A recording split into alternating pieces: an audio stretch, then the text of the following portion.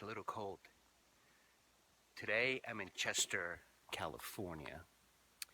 And Chester is a quaint little town. Matter of fact, I believe Chuck Norris. Yep, good old Chuck. He lives out here somewhere. Matter of fact, somewhere near this particular area that we're staying at. It's my in-laws' cabin. Pretty nice, beautiful. It's just beautiful. It's about 20 degrees. Feels great. Anyways, today, this video, I would like to talk about customer service. See you in a little bit.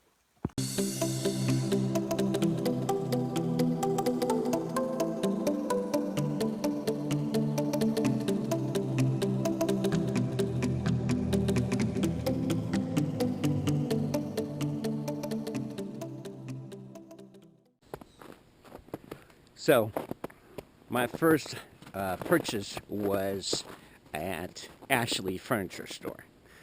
Our house needed a whole new set, couches, tables, the whole works. So that's where we went. And of course, they greet you nicely because, that's the thing to do. Customer walks in, they greeted us. We looked at something normal, no custom made. We didn't need anything special. We chose fairly quickly. It's about $1,700 or $1,800 for a couch, a big love seat, a recliner chair, and a couple of tables. This was November 16th, 2019. Now, the salesperson proceeds to tell us, oh, we'll have it to you for Thanksgiving. I worked retail for 25 years. I know there's no way they can do that, but I kept my mouth shut. In the meantime, I noticed while we were walking to a computer, there were 5 salespeople, or they appear to be salespeople, sitting at some computer taking a test, and the phone was ringing. And as I passed by with my wife and my kids as we're being led to another computer where they can do the processing so I can pay them, I noticed that all 5, the phone was ringing, and no one really bothered to pick up the phone. Somebody, I think, flipped a coin to see who was going to do it. That kind of sat a little bad with me, but whatever. We're taken care of. I needed to head to work, so we went ahead and paid. And the sales manager even came to the computer and said, oh, there's no way you guys can get the product by Thanksgiving. And I said, I figured as much. He goes, oh, we could do it that particular week. And I'm like, I tell you what. Since you guys don't pick things up, and I have to arrange for someone to pick up all our old stuff. Anyway, so I told him, I'll tell you what, I'll give you extra 2 weeks. So I have time to be able to get the stuff out. How about December 7th, Saturday, December 7th? Now, mind you, we did this November 16th. So I'm giving them until December 7th, which is even further out. All right, the sales manager says, no problem. So in good faith, I went ahead and paid him in full. Paid them in full, and we left the store. So anyways, it didn't dawn on me that we have all these resources, right? We can get on the internet and we could check people's reviews, what they think about the company. I mean, we have all this stuff.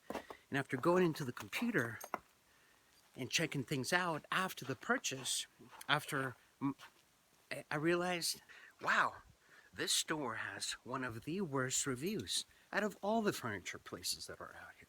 But still, I figured, we got to give them the benefit of the doubt. We just purchased the product. Everything should be okay, right? Boy, was I wrong. Anyway, so what happened after that was I finally found out, or early on, that Goodwill doesn't take furniture like that. Habitat for Humanity wouldn't take it. I couldn't give it away.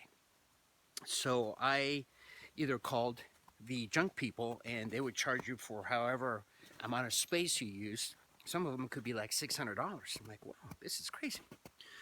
So I called my garbage disposal area, or the company, and they said, yeah, we'll haul it away. It was about $200, whatever. So I did that. And 12 hours before my delivery, December 7th, I get a phone call from the delivery department because I found out that Ashley does not own their own delivery department. It's a third party. And this guy by the name of Francisco decides to tell me, hey, buddy, sorry, we're coming tomorrow, but we don't have your stuff. I'm like, what do you mean you're coming tomorrow, but you don't have my stuff? He said, well, we have your 3 tables and your 1 reclining chair. I'm like, what? And I'm being called 12 hours before the delivery to be informed of this. You would imagine the salesperson, someone at that store is keeping track of what they sell. Obviously not. Lesson number 1. What did I do?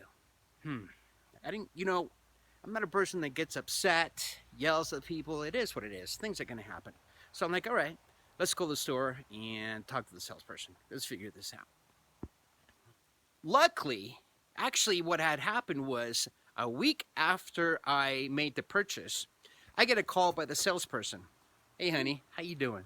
Pretty good? Good. So I get a call by the salesperson saying, hey, we're sorry, but we gave you our original copies of the receipt. Would you mind driving the 15 minutes back to our store and bringing us the copies so I can give you your copies? I'm like, oh, okay, fine. So since that day, he had wrongly called me from his cell phone. So I had his personal cell phone. So what did I do? Well, I called his personal cell phone and I told the salesperson, hey, Jeff, this is what's happened. His response to me was, well, I'm going to go on my lunch and I'll call you when I can. What do you think happened? He never called me. So Saturday comes, I accept the delivery arrives, and go inside. It's kind of cold. I love you, Daddy. Yeah, I love you too. So the delivery finally arrives. The delivery guys were pretty cool, actually. Love you, Daddy. And you know that delivery is the last contact for a transaction. So whatever they do could still upset the consumer or not. So I then let Saturday go, Sunday go, Monday. 4 days went by. Salesperson still yet had to call me. So I'm calling the store, and I called the store maybe 6 or 7 times. Not one person called me back. They must have a policy that states if a customer calls you because we've made a mistake, don't call him back. Now, if I was the founder of the company or CEO or maybe West Coast manager or district manager of that store, I would be pretty embarrassed, especially after checking the fact that they have, as a corporation, the lowest ratings of customer service in our particular area of Concord, California. All right, so Thursday comes around. No one's called me back. I don't know what's going on. It's now like December 11th or 12th, somewhere around there. So what do I have to do? I've got to call back the store again. So a week goes by, and finally, I get a call from delivery stating, hey, we're going to deliver your stuff. I'm like, all right, so what do you have? We only have a sofa. What do you mean you only have a sofa? You should have a couch and a sofa. They're like, nope, we only have a sofa. I'm like, incredible.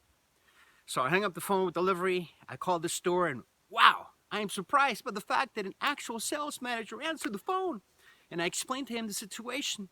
And before I even finish my story, he cuts me off and says, I got to get off the phone. I'm like, what do you mean you got to get off the phone? Well, let me get off the phone so I can make a few phone calls and I'll call you back within the hour. All right. Do you think he called me back? Nope.